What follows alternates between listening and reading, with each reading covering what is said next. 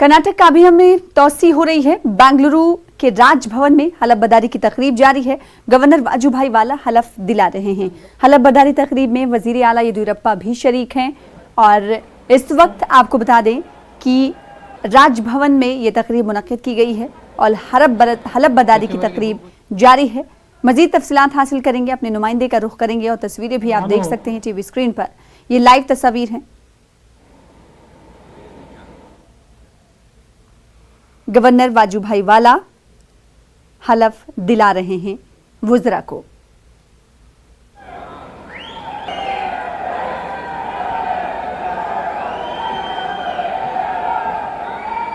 ನಾನು ಕೆ.ಎಸ್. ಈಶ್ವರಪ್ಪ ಎಂಬ ಹೆಸರಿನ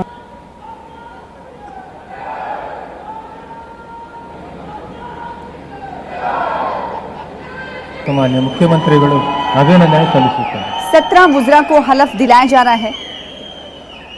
राजभवन में हलफबर्दारी की तकरीब मुनक्किद की गई है और हलफ लेने के बाद वुज़रा सिग्नेचर करते हुए देखे जा सकते हैं। गवर्नर वाजूभाई वाला की जानिब से 17 वुज़रा को हलफ दिलाया जा रहा है। कई वुज़रा ने हलफ ले लिया है। जोशो खरोश भी इस मौके पर देखा जा रहा है और उनका इस्तकबाल बुके देकर किया जा रहा है। रास्त तौर पर तस्वीरें भी हम आपको दिखाते रहेंगे। तो कर्नाटक रियासती काबीना में तोसी की जा रही है। राजभवन में हलफबर्दारी की तकरीब जारी है और इस बीच कई वुज़रा ने हलफ ले लिया है और कई वुज़रा हलफ लेने वाले हैं। रऊफ अहमद हल्लूर हमारे साथ बेंगलुरु से जुड़ रहे हैं। रऊफ, हम तस्वीरें अपने नाज़रीन को दिखा रहे हैं। नए वुज़रा जो हैं काबीना में शामिल हो रहे हैं। पहली तोसी है ये काबीना की, येदियुरप्पा सरकार की। कई वुज़रा ने हलफ ले लिया है और कई बाकी हैं।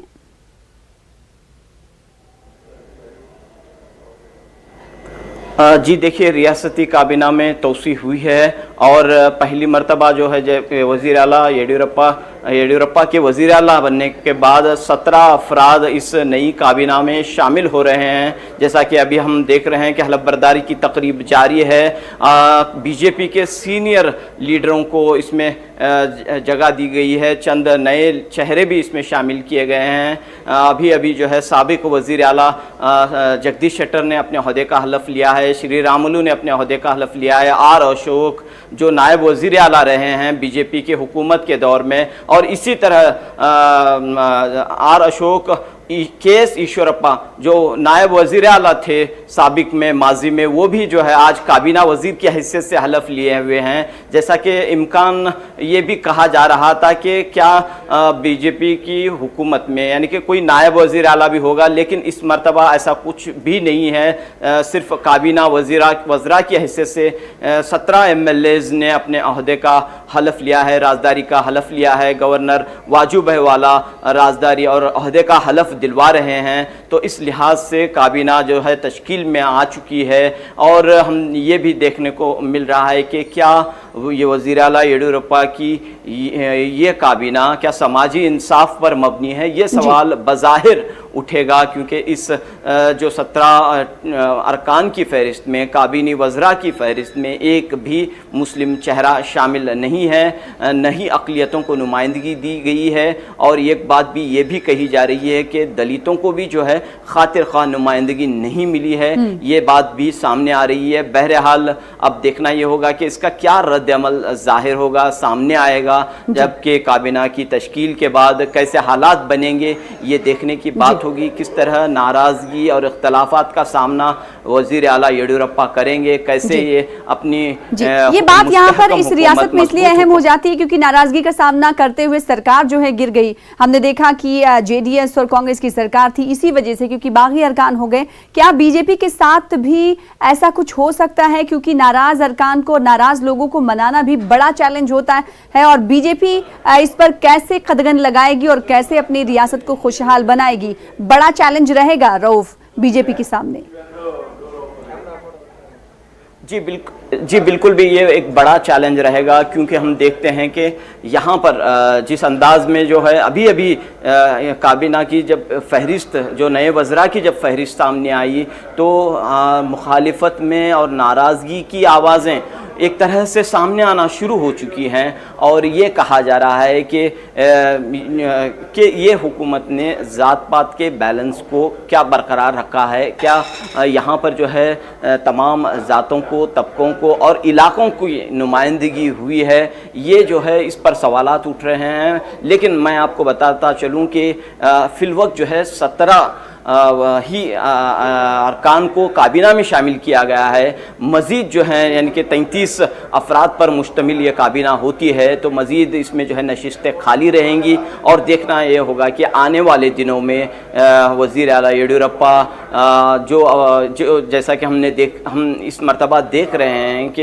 ये पूरा जो एक्सरसाइज हुआ है कैबिनेट बनाने का, वो अमित शाह ने किया है। दिल्ली से जो है ये फहरिस्त, हतमी फहरिस्त जारी होने के बाद आज जो है हलफ बर्दारी की तकरीब मुनक़िद हुई है। गवर्नर वाजूभाई वाला ने इन्हें मतलब नए वज़रा को हलफ दिलवा रहे हैं। तो इस लिहाज से हम ये भी देखना ये होगा कि इसका क्या रद्द अमल होगा, क्या रिएक्शन होगा, किस तरह नाराज़गी को, इख्तलाफात को दूर कर पाएगी। और यहाँ पर हम देखते हैं कि जो बागी MLAs हैं, जो जिन्होंने BJP का साथ दिया है, क्या उनके साथ नई हुकूमत किस तरह उनके साथ जो है इंसाफ करेगी, क्या उन्हें जो है जो वादे उन्हें दिए हैं, क्या उन वादों को पूरा करेगी, ये तमाम चीज़ें जो है इस वक्त देखने की बात है।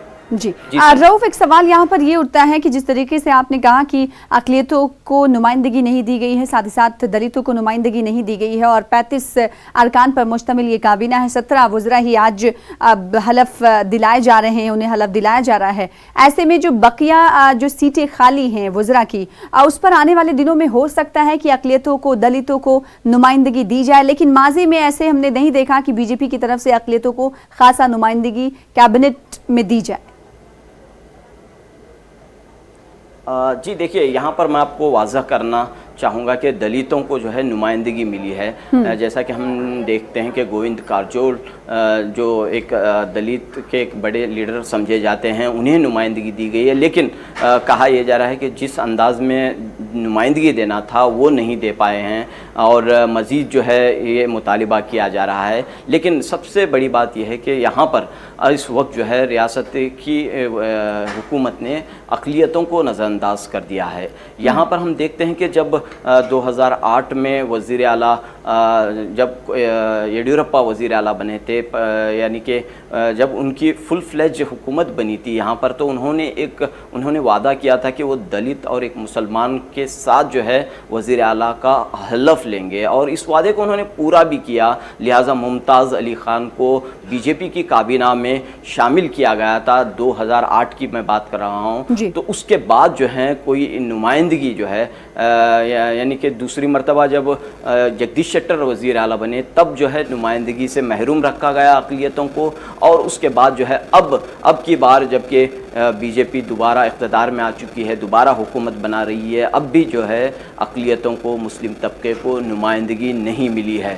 जी, लेकिन सबका साथ, सबका विकास और सबका विश्वास जीतने की बात BJP करती आई है। अगर हम बात यूपी की करें तो वहाँ पर कोई भी मुस्लिम चेहरा और मुस्लिम MPs को टिकट नहीं दिया गया। हमने देखा कि कोई भी नुमाइंदा नहीं बनाया गया। अब ऐसे में जब काबीना की तौसी हो रही है, वज़रा शामिल किए जा रहे हैं कैबिनेट में, 17 वज़रा आज शामिल किए जा रहे हैं, क्या लगता है कि आने वाले दिनों में हो सकता है कि BJP अक़लियतों को नुमाइंदगी दे? ऐसे कवी इम्कान है रऊफ? हाँ जी, बिल्कुल भी ऐसा उम्मीद तो ये की जानी चाहिए कि BJP आने वाले दिनों में नुमाइंदगी देगी। हम देखते हैं कि हलफ बर्दारी तकरीब में साबिक़ रियासती वज़ीर आर रोशन बेग भी मौजूद हैं। जैसा कि हमने देखा कि आर रोशन बेग जो कांग्रेस के एक सीनियर लीडर रहे हैं, उन्होंने जो है कांग्रेस से बगावत की और बागी अरकान के ख़ीमे में शामिल हुए। जैसा कि 15 MLAs जो हैं बगावत करने के बाद ये हुकूमत जो है तश्कील पा रही है, और इस कहीं ना कहीं BJP को इक़्तिदार में आने में एक मुस्लिम MLAs का भी ताउन शामिल रहा है। और ये बात भी वाज़ह हो रही है कि BJP की जानिब मुसलमानों की तादाद बढ़ रही है, मुस्लिम जो वोटर्स हैं वो बीजेपी की जानिब राग़िब हो रहे हैं। इस बात का एतराफ़ खुद वज़ीर आला येडियुरप्पा ने भी किया है कि अक़लियतें जो हैं बड़ी तादाद में बीजेपी की जानिब राग़िब हो रहे हैं। तो इस बात से ये उम्मीद की जा सकती है कि क्या आने वाली जो तौसी होगी काबीना की, क्योंकि मज़ीद नशिस्तें खाली रहेंगी, तो क्या बीजेपी इस मुतालिबे पर, अक़लियतों के इस मुतालिबे पर गौर करेगी, ये बात देखने की होगी जब आइंदा दिनों में, आने वाले दिनों में काबीना की दोबारा तौसी होगी। जी, जाहिर सी बात है बीजेपी से मुसलमान जो हैं, मुसलमानों की तादाद जुड़ते हुए ज़्यादा दिखाई दे रही है, क्योंकि जो बीजेपी की मुहिम है, जो बीजेपी से जुड़ने की रुकनियत साजी की मुहिम है, उसमें भी इजाफा लगातार देखा जा रहा है, रिकॉर्ड तोड़ इजाफा हो रहा है, जिसमें ख़वातीन भी काफ़ी, मुस्लिम ख़वातीन भी जुड़ती हुई दिखाई दे रही हैं, जिसकी वजह से बीजेपी कहती हुई नजर आ रही है। अब सवाल ये उठता है कि क्या अक़लियतों को नुमाइंदगी कर्नाटक में बीजेपी देती हुई दिखाई देगी या नहीं। और इस आज की तौसी की सबसे अहम खबर आपको ये बताते हुए चलें कि आर रोशन बेग जो कि साबिक़ रियासती वज़ीर थे, वो भी इस हलफबर्दारी तकरीब में मौजूद है। अब देखने वाली बात होगी कि क्या आर रोशन बेग को जो कैबिनेट है उसमें कोई जगह मिलती है या नहीं। बेहद शुक्रिया रऊफ हमारे साथ जुड़ने के लिए और तफसीली मंजरनामा पेश करने के लिए, बातचीत करने के लिए। फिलहाल आगे बढ़ेंगे। अयोध्या तनाज़े पर समाअत जारी।